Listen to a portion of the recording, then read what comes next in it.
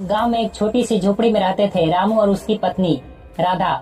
उनकी जिंदगी संघर्ष से भरी थी, लेकिन उसकी सच्ची खुशी एक प्यारी सी बेटी पूजा में समाई हुई थी। पूजा का सपना था कि वह एक दिन डॉक्टर बने, ताकि वह गरीबों की सेवा कर सके और अपने माता पिता को गर्व महसूस करा सके। एक दिन गांव में एक बड़ी बीमारी फैल गई। राधा की तबीयत अचानक बिगड़ गई। गांव के डॉक्टरों ने बताया कि राधा की हालत बहुत गंभीर है और उसे इलाज के लिए शहर ले जाना होगा, लेकिन इलाज महंगा था और रामू के पास पैसे नहीं थे। उसकी जिंदगी में मुश्किलें और भी बढ़ गई। रामू ने कई लोगों से मदद मांगी, लेकिन कोई भी उनका मदद नहीं कर पाया। वह सोच में था कि कैसे अपनी पत्नी की जान बचाए।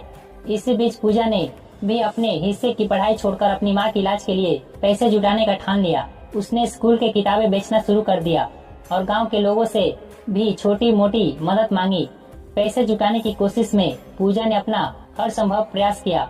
उसने कुछ दिन काम किया, खेतों में मजदूरी की और अपनी छोटी मोटी चीजें बेची। उसकी मेहनत और संघर्ष ने गांव वालों को भी प्रेरित किया। धीरे धीरे सभी ने मिलकर एक फंड इकट्ठा किया और राधा का इलाज शुरू हो गया। राधा का इलाज बहुत लंबा और कठिन था, लेकिन पूजा की मेहनत और गांव वालों की मदद से राधा ठीक हो गई। इस कठिन समस्या में रामू और राधा ने महसूस किया कि उसके पास भले ही धन नहीं है, लेकिन उनके पास एक अनमोल चीज थी, एक बेटी जो प्यार और बलिदान की मिसाल बन चुकी थी। पढ़ाई के बाद पूजा ने डॉक्टर बनने का सपना पूरा किया और अपने गांव लौटकर गरीबों की सेवा शुरू की। उसकी मेहनत और बलिदान की कहानी ने पूरे गांव को एक नई दिशा दी।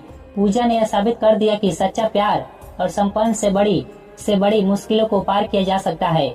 इस कहानी ने सभी को यह सिखाया कि जीवन की कठिनाइयों के बावजूद अगर हम एकजुट होकर और पूरी मेहनत से काम करें तो हम किसी भी चुनौती को पार कर सकते हैं और प्यार और बलिदान से बड़ी कोई शक्ति नहीं होती।